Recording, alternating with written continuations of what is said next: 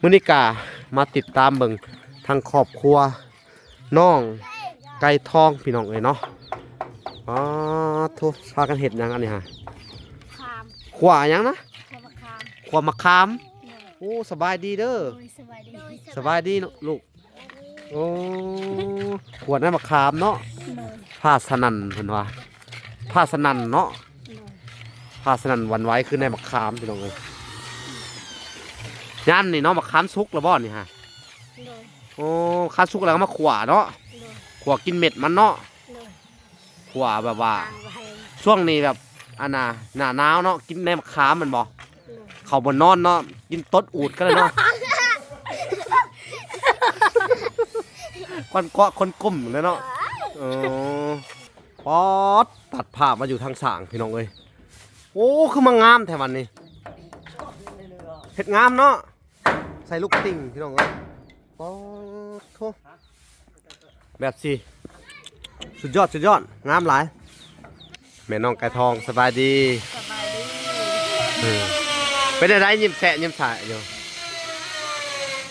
เอ้าก็น้ำดีใจหลาย ดีใจ ๆโดย ยิ้มแฉะดีใจเห็นเขาเห็ดเพื่อนสิแล้วแหละ โดย ป๊อ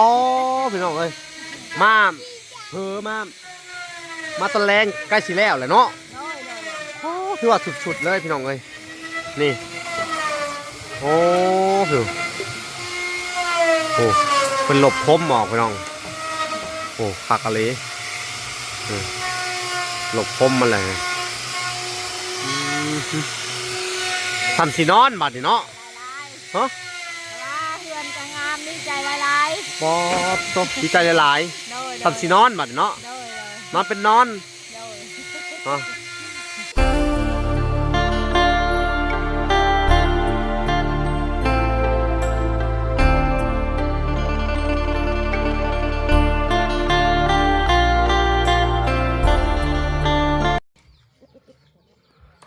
เอาโอเคพี่น้องกับสบายดีพ่อแม่พี่น้องเนาะเบิดสู่คู่สู่คนเนาะเบิดสู่หมงสู่บอลเนาะกันยินดีเข้าสู่ช่อง YouTube บ่าวลาสายบุญคุณธรรมคือเก่าพี่น้องเอ้ย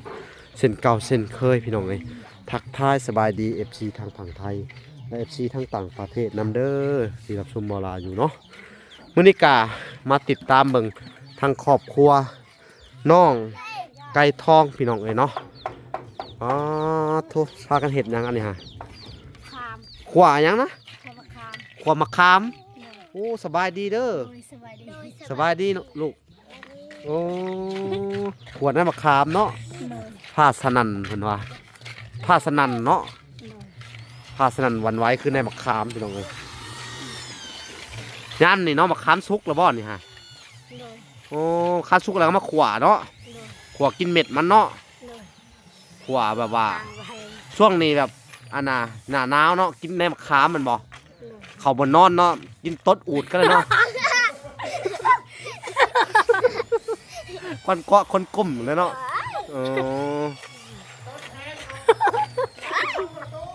เนาะจะกินหลายเด้อ อันตราย อันตรายขนาดเนาะ โดย นอนตุ้มห่มนอนแล้วก็จะสองสามคนเนี่ยเนาะเก็ตเนี่ยเนาะเก็ตได้มะขามพี่น้องเอ้ย โดยอันตรายเลย นี่เนาะพี่น้อง ถึงต้นกระสลบเลยตู้ครั้งเลย มื้อนี้บ่ได้ไปหาอยู่หากินบ่น้องปุ้ย ไป ได้หยังมื้อนี้ เราไม่เก็บเขียด โอ้เจ้านี่อันน่ากินเขียด โอ้ กินเขียดคู่มื้อเนาะ เลย ขยันขนาดเนาะ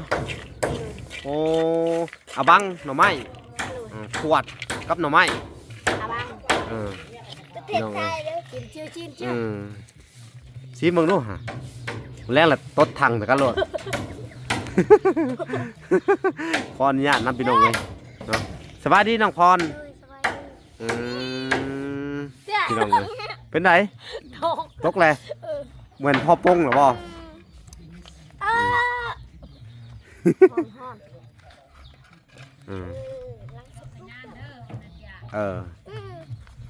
นี่ สีกระงานเด้อดูไป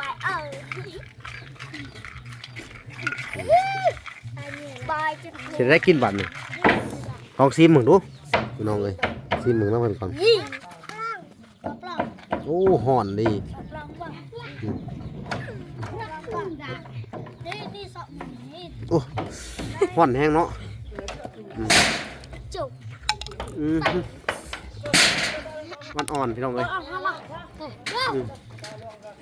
เอาล่วงกลักกระแกะ มามือเทหันวะกวนไปวะมันได้พี่น้องเลยไม่มาคันนั่นเนาะมันเนี่ยหักมาตรงเฮียนเลยเนาะไปได้ปลาขาวเฮียน ม้วนไป ม่วนอยู่บ่คักว่าปลาขาวเฮียนมันเลย นี่เอา พี่น้องมาปุ้ยครับเก็บในมะขามใส่ถ้วยเนาะพี่น้องป๊อดตัดภาพมาอยู่ทางสางพี่น้องเลยโอ้คือมางามแถววันนี้เห็ดงามเนาะใส่ลูกติ่งพี่น้องเลยป๊อดโถแบบสิสุดยอดงามหลายใส่ลูกติ่งแหละพี่น้องเลย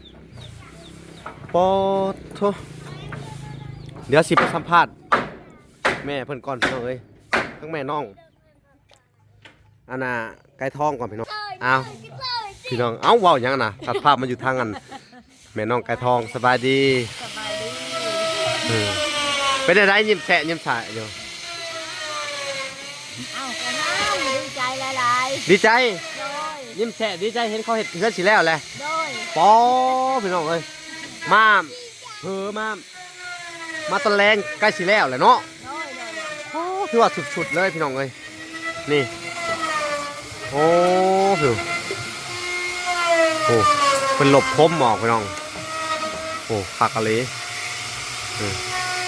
หลบคมมันเลยทำสีนอนบัดนี่เนาะ หลาย ฮะ ๆว่าเฮือนจะงามดีใจหลาย ปอตบดีใจหลาย ๆโดย ๆทำสีนอนบัดนี่เนาะ โดย นอนเป็นนอน โดย ฮะอ๋อหลังบักไงหนึ่งพี่น้องเห็ดเลอเคอร์อยู่เบิ้งพี่น้องเกาะมาเนาะสุดยอด เลย ผู้ดีงามเลยเพิ่นว่า ยอดงามเลย สุดยอดเลย หลายคนมาเว้าว้าวจะเป็นว่างามเฮือนเจ้า จะเป็นทั้งงามทั้งใหญ่เนาะ เออ อ๋อโถ นี่แหละถวากก็ออกหันงามเลย โอ้เขาว่าเกาะอ่อนงามเลยคือจะเว้าเนาะ เออ อ๋อโถสุดยอด พอดีแรกจะได้เฮือนกวางหัน ฮะ ว่าคือแขกมาว่าพอดีแรกเจ้าหันได้เฮือนกวาง ได้เฮือนกว้าง เลย อืม แล้วเจ้าก็ออก เนาะคุณพี่น้องเอ้ยทางพอน้องไก่ทองอ่ะเก็บขี้เหงื่อบ่น่ะเก็บขี้เลื่อยเนาะแสดงว่าอีกสัก2-3มื้อนี่ก็ขึ้นเฮือนได้แล้วนี่เนาะ เลยเลย พอขึ้นเฮือนนี่อลังการแล้วนี่เนาะอลังการงานสร้างเฮือนตัวนี้ไผสิอยู่ตัวนี้ ลูกไผ่ ลูกไผ่เนาะแบ่งกันเลยเรียบร้อยเลย เลย อ๋อสุเจ้าอยู่หันเนาะ เลย แต่ว่ากินยังกินน้ำกันบ่ โอ้พร้อมกันกินหั่นแหละ อ๋อหาข้าวหาน้ำยังมากินน้ำกันคือเก่าเนาะ เลย แต่ว่าเฮือนหลังนี่แบ่งให้ลูกเลยเนาะ เลยเลย ลูกไผ่กับลูกชายเนาะ เลยเลย อ๋อได้เฮือน2หลังพี่น้องนี่ยังสิมาโชคดีขนาดเนาะ เลยเลย พออยู่ซื่อๆก็ได้โชคดีพี่น้องเอ้ย เลยเลยเลย สุดยอดเลยเนาะ เลย บ่น่าเชื่อพี่น้องเอ้ยเนาะแสดงว่า เจ้านี่เป็นคนบุญบ่ธรรมดาเลยเนาะ เลยเลย ชาวบ้านนี่อิจฉาไปแถวในของเราเนาะ เลยเชี่ยวเชี่ยวคุณ เขาว่าจังได๋อีกวันนี่ แล้วว่าอันดีแล้วคอยก็ดีหมกดีใจน้ำเด้อ โดย เจ้าก็มีเหือนมีชานค่ะช่องหลัง เออ หลังตัวใหญ่หันโอ้ฉันเป็นว่ากว้างเหือน ข่อยมักแห้งดิเพิ่นว่า โดยโดย อืม ดีใจน้ำเด้อว่าดีใจ เนาะ น้ำเด้อ อืมหักอะไรเนาะ โดยโดย อ่ะคุณพี่น้องเพิ่นไปเพิ่นเอาขี้อันน่ะขี้เลื่อยไปถิ่มบ่หะคือบ่เอาไว้ไปเผาแล้วก็เอามาใส่อันน่ะใส่ผัก โอ้เผาเลยไปใส่ผักนะ โดย พี่น้องเอ้ยเพิ่นก็สิไปแนะนำผัวจูดบ่ โดยโดย จูดใส่อันนี้เนาะ โดย จูดใส่ผักเนาะพี่น้องเอ้ยพุ่ง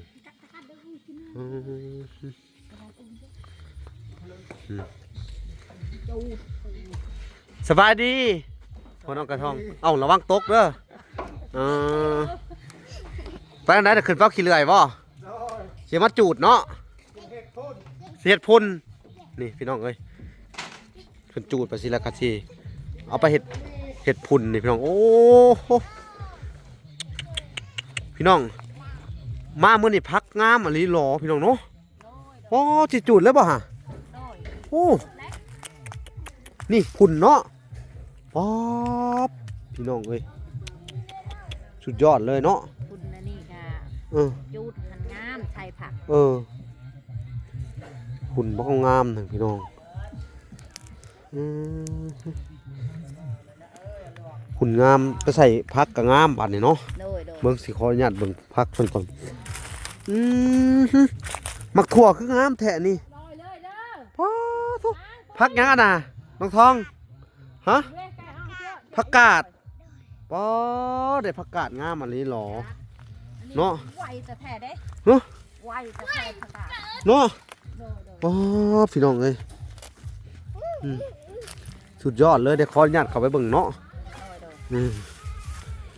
คักอะไร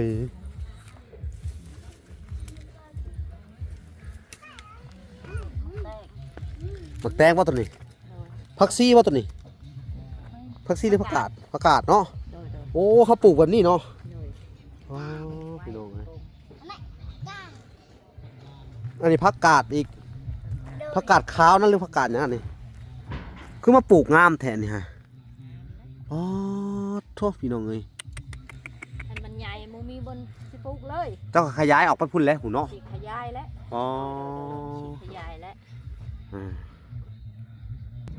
เนาะพี่น้องเลยโอ้ยเครื่องปลูกของพังเพิ่นดีมกดีใจนำเนาะงามเบิด2 สวนเลยเนาะ โดย ทั้งหน้าอันน่ะผักบัวแล้วก็พี่น้องเลยตัวนี้ก็ปลูกผักตัวนี้เนาะอันน่ะสร้างเพิ่นว่ามื้ออื่นแล้วเฮือนนี่เนาะยังขั้นตอนเดียวเนาะ ยังคันได้ ยังขั้นได้ยังอีก2-3 มื้อพุ่นแล้วซะเนาะขั้นได้ก็พอแล้วเนาะเป็นไรพอน้องไก่ทองขึ้นไปเก็บกวาดทำความสะอาดเนาะอยู่ถึงเพื่อนซ่านกับกว้างขนาดเนาะ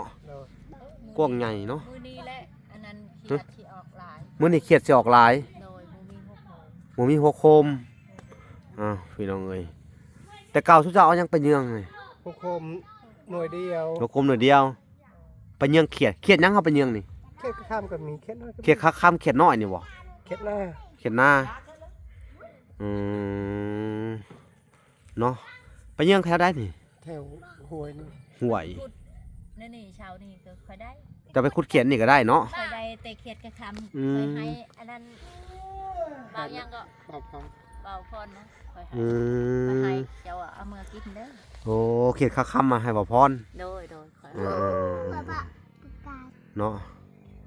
ดี เอาว่าเขาสิเมื่อเฮ็ดเอาไว้ ยันบ่กินคันเห็ดนี่ยันเราบ่กินค่อยเห็ดบ่แช่ปานใด โด ค่ ย อยให้เขาว่าเจ้าเอามือกินเห็ดเองค่อยสิเฮ็ดให้หันเจ้าบ่กิน ไปหาคู่มือเนาะ โดย โดยเนาะ ไปแล้วผู้หมอคันบ่ไปบ่มีแนวกิน จะน้อยก็ไปอีก ก็บ่มี จังหวะกะสิ ค แม่นและสู้ต่อไปในเมื่อเพิ่นซอยเขาได้ชั้นนี้แล้วเรื่องอาหารการกินก็ต้องเฮ็ดคือเฮาเคยเฮ็ดนั่นแหละเคยหากินนั่นแหละเด้อ โดย ทุกเจ้าก็หากินตามธรรมชาติของทุกเจ้าแหละเนาะ โดย มีกบมีเขียดมีปูมีหยังเนาะปลูกพังเลี้ยงสัตว์หากินไปว่าสิแหละเนาะตามบ้านเฮาแหละเนาะ เนาะ คือสุเฮามาซอยนี่ก็ซอยในด้านบ่อนอยู่อาศัยเนาะ เนาะ บ่อนแต่ก่อนก็ทุกเจ้าก็บ่ได้มีเฮือนเนาะ เนาะ เป็นของตัวเองแล้วก็เฮือนหลังน้อยๆพี่น้องเอ้ยก็พ่อผู้ใหญ่เพิ่นซอยแล้วก็เพิ่นก็บ่ได้ซอยตลอดไปได้แม่นบ่แหละ โดย เพิ่นก็ซอยบรรเทาทุกข์อันซอยบ่อยู่อาศัยซื้อที่ดินให้แล้วก็ส่งเสริมไปตัวนี้แหละที่ดินนี่เป็นอีหยังที่แบบมันมั่นคงได้ โดย ถ้าเฮามีที่ดินแล้วเฮาก็ปลูกพังคือสิแลนี่ปลูกพังเลี้ยงสัตว์ขายเนาะอันนี้เฮาปลูกหลายเฮาก็ได้ขายเนาะเฮาก็ได้ขายพอได้ซื้อหมักพริกแป้งนัวซำนี้ก็โอเคแล้วแต่ก่อนเฮาไปหาขอหมู่เฮ็ดหมู่ยังบ่อยากให้เฮาเฮ็ดเนาะ โดย เรื่องที่ดินเนี่ยแม่นบ่ โ โดย บ้านนี้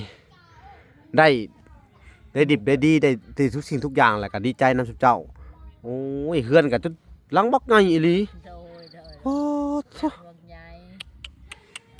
สมใจปรารถนาเลย โดย ดีใจ ดีใจเลยแม่นบ่ โดย สลองแล้วขึ้นเฮือนใหม่จังหน่อยเนาะ โดย ฮะ หลองก็บ่มีช่างแหละ สลองแบบได้สลอง โดย เอายังสลองขึ้นเฮือนใหม่นี่ จักแล้วบ่มีช่าง เนื่องเครียดนี่ มาต้ม อย่าสิกินว่าเขียดปี ต้มเครียดขึ้นเฮือนใหม่ เครียดได้ขึ้นฉลองเพื่อนได้ฟัง เฮาบ่ เด้อ เฮาบ่มี ฉลองเพื่อนหันสิต้มเขียดได้ มันบ่มีเนาะ ช่งด้อ ทางวลาก็บ่มีงบสมทบเข้ามา มือ สิได้ซะเนาะแม่นบ่แหละวลาก็บ่ได้มีงบสมทบเข้ามาเนาะสิซอยซุมเจ้า มันเบิดแล้วเด้บัดนี้แม่นบ่แหละเขาซอยไปเบิดเลยมีแต่ซุมเจ้าแล้วเป็นยังเครียดบัดนี้ โดย ต้มศพกินเนาะ เริ่มแล้วก็สวาเนาะ ย่อแขะ เนาะบ่มีงบประมาณได้พี่น้องเอ้ย บ่ใหญ่ ฮะ ว้าปากกากับบ่ใหญ่ครับ มันกำลังอันนี้เนาะปลูกเนาะ กำลังสิใหญ่นะ อืม เนี่ยมันทันได้หอดสองครับ มักทวนนั่นแหละให้มันเป็นหมาก โอ้หมักถั่วเนาะหมักถั่วเป็นหมากอะ เปรียบเยา สิมาแบะเบิ่งเด้อสิมาอัปเดตหมักถั่วเบิ่งพี่น้องเอ้ยนี่พี่น้องเอ้ย โลดคันมันเป็นหมาก มาอัปเดตเบิ่งว่าเนาะหลังจากเพิ่นขึ้นเฮือนไปก็สิมาอัปเดตตลอดอยู่ดอกพี่น้องเนาะเนาะ เวลาจะมาอันคอยกินข้าวเจ้าแวะ อืม ให้เจ้ากายได้ โอ้ว่าซั่นบ่ โดย แม่นบ่เวลาแล้วเฮือนเลยเป็นว่าโอ้ยมากายกับจุบ่จากปากน้ำหูบ่จัก บอกแล้ว ฮะ ใครสิเคยแบบนั้นคอยบ่เคยเห็นแบบนั้น เนาะ เอ้าถ้าว่ามันเป็นมากจังได๋บ่เห็นก็ให้เข้าโลดเขาบ่ให้ดอก เขาว่าอันน่ะทั้งอันหมอลาบ่น้อยมาอันน่ะได้เฮือนได้ทราบไปแล้ว อันมาเยี่ยมมายามบ่บ่ต้อนรับนี่ตายแล้วพี่น้องเอ้ยสิได้บาดนี่ มาโลดมาโลด เนาะ บ่ต้องยานเด้อ นี่ มายานโอ้ แต่ ย ง คน ก็ อันนี้เขาเรียกว่าได้เฮือนได้ชาติลากะบ่ปากน้ำบ่เป็นหยัง บ่ว่าติสิเฮ็ดว่าซั่นเนาะ โอ้ย เอออันสัญญานะสัญญาว่าติว่าสิบ่เฮ็ดว่าซั่นติ แต่จอกอ่ะ เอาก็เว้าหยอกเว้าหัวกันเด้อ โอ้ย ถ้าทุกเจ้าอันน่ะอันได้ดิบได้ดีแล้วก็ดีใจนำทุกเจ้าเด้อ โอ้ย ก็สุเฮามาเยี่ยมมายามก็มาอัปเดตทุกเจ้าหั่นแหละเด้อว่าความคืบหน้าเป็นจังไดเนาะ โดย การเป็นอยู่เป็นจังไดดีขึ้นบ่อหยังประมาณนี้เนาะ โดยโดย ก็บางเทื่อคนที่ช่วยเหลือเจ้าไปเพิ่นก็อยากเบิ่ง โดย การที่อันน่ะวันเวลาผ่านไปเนาะว่าครอบครัวนี่เป็นจังไดแน่กินอยู่จังไดแน่เพิ่นบ่ โดย เพิ่นช่วยมานี่ก็บ่แม่นน้อยๆเนาะ โดย งบประมาณมหาศาลพี่น้องเอ้ยเนาะชื่อที่ชื่อทางเนาะแล้วก็หลายๆคนเพิ่นกันชื่นชอบเจ้าเพิ่นจังไห้เนาะเพิ่นก็ชื่นชอบในความดูหมั่นขยันของทุกเจ้าเลยเด้อ โดย สู่ต่อไปเนาะเมื่อได้ซำนี้แล้วก็พร้อมเพรียงกันกับลูกกับเต้าอันน่ะเฮ็ดหาต่อไปเนาะปลูกผังเนาะเลี้ยงสัตว์ต่อไป พูดหมด ฮะ สิเอาออกหมด สิขยายเลย ขยายนะ เป็นอะไร ให้มันกว้าง ให้มันกว้าง กว้าง ได้ดินแล้วบ่นี่บ่พรซื้อให้แล้วบ่นี่ ซื้อ ซื้อเรียบร้อยเลย แล้วขึ้นเหือนแล้วเขาจ่าย อ๋อแล้วคือเขาสิจ่ายให้ เนาะ เอาเป็นข่าวดีซะต้นนี่เนาะ เนาะ อู้ได้แล้วแมันบ่ ดีเด้อ ฮะ แต่ว่าคันดินกว้างว่าชื่อให้แล้วก็คอยอยากปลูกอันนั้น มุ้งมุ้ง ม่วง อ๋อแล้วแต่ทุกเจ้า ดินทุกเจ้าเจะอยากปลูกหยังก็ปลูกบัดนี้ ม่วง เครื่องนี่ อ๋อ นะอยากได้ มักพริกมักเขือเนาะ เออ แล้วเขาก็สิมาติดตามเบิ่งอัปเดตเบิ่งพี่น้องเอ้ยครอบครัวนี่สมกับเพิ่นอยากได้อีหลีบ่เนาะพี่น้องเนาะถ้าเกิดว่า เพิ่นปลูกแล้วเนาะ อยู่พ่น เพิ่นได้เฮือนไปแล้วสิเป็นจังไดเนาะได้ที่ดินไปแล้วเป็นจังไดเฮาก็สิติดตาม แต่ว่าสมกับเพิ่นอยากได้อีหลีตอนนี้เพิ่นก็เฮ็ดปลูกพังเลี้ยงชัดมันดูหัวเพิ่นเนาะพี่น้องเนาะนะขนาดเนาะวันนี้รักเสาหัวที่ทางบ่พรเพิ่นซื้อมาให้ทุกเจ้าก็พังไปเลยเด้อตามแดนเด้อ โดย บ่ออกจากแดนเพิ่นเด้อ โดย เพราะว่าเพิ่นเฮาซื้อสำใดเฮาก็เฮ็ดสำนั้นเนาะ โดย เดี๋ยวต่อไปก็เดี๋ยวเป็นเรื่องเป็นราวกันอีกเนาะ โดย ก็มันขึ้นอยู่กับทุกเจ้าในเมื่อผู้ใหญ่เพิ่นอันซื้อที่ซื้อทางให้เนาะมอบสิ่งดีๆให้เฮาทั้งชีวิตนี่เฮายังหาบ่ได้เลยได้นี่ โดยโดย เนาะแม่นบ่เลยคิดเอาสำนั้นบ่แม่นสิคิดว่าโอ้ยได้ของฟรีเนาะแหละ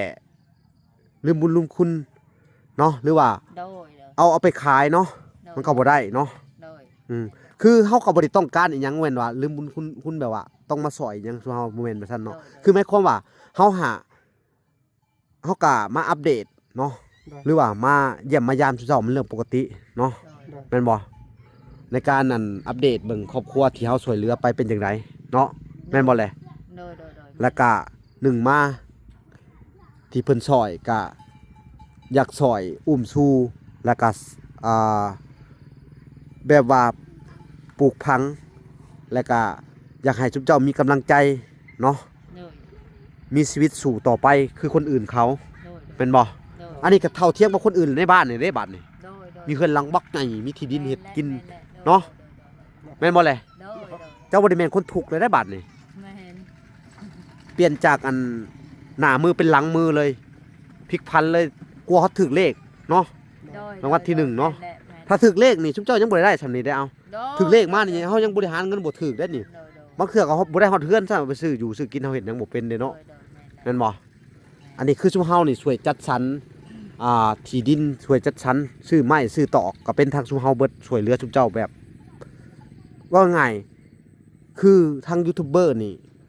ว่าง่ายทั้งชีวิตก็บ่ได้สำชุมเจ้าได้นี่ชุมเฮานี่เป็นจิตอาสาเนาะมาถ่ายทำเผยแผ่ให้คนผู้ที่ใจบุญจะอยากจะช่วยเหลือคนที่ทุกข์ยากแต่บ่มีโอกาสคือชุมเจ้าเนาะว่าง่ายคือชุมเฮานี่ก็เฮือนชานบ่ได้งามคือชุมเจ้าแบบสิได้เฮือนชานบ่หลายแห่งใครผุพังเบิดอีหลีเด้ผาเฮือนก็ไปแต่ผาอันน่ะปองเอี่ยมนี่เอาอันน่ะอัดไหนเอาสังกะสีอัดแต่ก็ดีแด่ผู้ใหญ่เพิ่นก็ซอยแน่เนาะซอยเฮ็ดลูซิ่งหยังให้เนาะแล้วก็ซอยพาทั้งแม่เวลาไปปัวตาปัวหยังนำแน่เนาะเวลาก็บ่ได้ประมาทบุญคุณผู้ใหญ่ใจะดีทุกๆท่านดอกพี่น้องเอ้ยเนาะก็ได้ใช้จ่ายนำพ่อๆแม่ๆเนาะค่าอันน้ำมูกน้ำมันเนาะค่าอยู่ค่ากินถ้าบ่ได้เพิ่นก็คือประสินี่วิว 1,000 2,000 ชั่วเฮาหะแทบจะบ่มีโอกาสเลยได้เงินได้คำว่าง่ายสุเจ้านี่รวยกว่าสุเฮาอีกเชื่อบ่นี่เฮาบ่ได้มีเฮือนใหญ่ซำนี้ได้บ่เฮือนเฮาบ่ได้งามเฮือนเฮาใหญ่อยู่แต่ว่ามันผุพังเบิดเป็นเฮือนโบราณเฮือนเก่าเนาะ อันนี้ก็บุญ อันนี้ก็บุญของสุเจ้าเนาะ คือมาลำเอาครับบุญพลา บุญพลาเนาะ เนาะ บุญพลาที่สุเจ้าสิได้เฮือนเนาะแต่เอ้าพี่น้องเอ้ยก็ดีมุกดีใจนำเด้อทั้งเวลากะพี่น้องเอ้ยได้สำได้ก็เอาสำนั้นเนาะคือบ่ซอยหยังกันเนาะซอยเบิ่งคลิปให้จบพี่น้องบ่คำโฆษณาทางเวลาก็ได้ค่าน้ำมูกน้ำมันเล็กๆน้อยๆเนาะพอได้ช่วยเหลือสังคมต่อไปว่าสิก็ดีใจเด้อแต่ละเอ้าขอให้ทุกคนเนาะเป็นกำลังใจให้ทั้งบ่ล่ะและก็ครอบครัวคนทุกข์ยากหลายๆหมู่หลายๆบ่อนพี่น้องเอ้ยเนาะทั้งเฮาก็เป็นจิตอาสานักบุญตุนทุนชาวบ้านเนาะแล้วก็เพิ่นบางคนที่เพิ่นให้จังได้เงินก็ได้ คือหมายความว่าบริจาคให้เจ้านี่สมมุติว่า1,000นี่เนาะบางคนเพิ่นก็บ่ได้ให้หยังเลยบางคนเพิ่นก็ให้สมมุติว่า1,000เพิ่นก็ให้100ก็คิดเบิ่งค่าใช้จ่ายซุมื้อนี่เนาะน้ำมูกน้ำมันอีหยังมันก็แพงค่าอยู่ค่ากินเนาะโดยเฉพาะค่ากินอยู่พี่เนาะเงิน100นี่บ่พอทิศเนาะอ้าวพี่น้องเอ้ย 100กับมือหนึ่งกันแล้ว แบบบ่พอทิศเลยกินน้ำมูกน้ำมันมันหยังก็แพงเนาะค่ากับข้าวอยู่พี่เนาะเพิ่นก็ซื้อมาตั้งแต่ในเมืองหลักแก่มาเป็น100กว่ากิโลเนาะขนาดปิ้งไก่อยู่ในเมืองหาปิ้งละ 10,000 เนาะอยู่พี่ปิ้ง15ปิ้ง20,000เนาะพี่น้องเอ้ยยอมรับอะไรแตกต่างกันเนาะ25,000ก็มีห่านพี่น้องเอ้ยเงินล้านหนึงนี่เฮ็ดหยังบ่ได้เลยซุมื้อนี้เงินล้านหนึงของพัน สี่ก็ เนาะ 3ไหม 10,000 แม่นคือทางซุเฮานี่บ่มีโอกาสได้ไปหาอยู่หากินได้ก็ถ้ามีเงินก็ได้ซื้อกินเนาะถ้าบ่มีก็อดกินแหละบางเทื่อก็เนาะดีแต่ว่าไปหาอยู่ในบ้านบ่ได้เซาเนาะเฮาไปหาอยู่ในบ้านทนที่เฮาช่วยเหลือเนาะก็จังซี่แหละจังว่าอันมีเงินก็บ่หลายพี่น้องเอ้ยมีพอได้ใช้ได้จ่ายหมุนเวียนไปนี่เนาะ บ่แม่นว่าชูเฮามีเด้อชูเฮาก็อันนี้ก็เงินชูเพิ่นที่มาช่วยเหลือเพิ่นให้เท่าใดเฮาก็จังได้เนาะส่วนหลายก็มีแต่เพิ่นบริจาคมาช่วยเหลือชุมเจ้าเบิดทั้งนั้นเนาะ โดย ชุมเฮาก็เอามาช่วยเหลือทำชุมเจ้าทั้งนั้นเนาะ โดย เอาโอเคพี่น้องเอ้ยคลิปนี้ก็สิได้ขอตัวลำลาไปก่อนเนาะสิเว้าหลายมันก็ย้ายห่างพี่น้องเนาะคือเวลาเว้าแล้วโปรดติดตามคลิปตอนต่อไปเนาะพี่น้องเอ้ยเนาะคลิปนี้ก็ขอกล่าวคำว่าสบายดีเด้อ สบายดี เอาและสวัสดีพี่น้องเอ้ยพอกันใหม่คลิปหน้าเนาะโอเคบ๊ายบายพี่น้องเอ้ย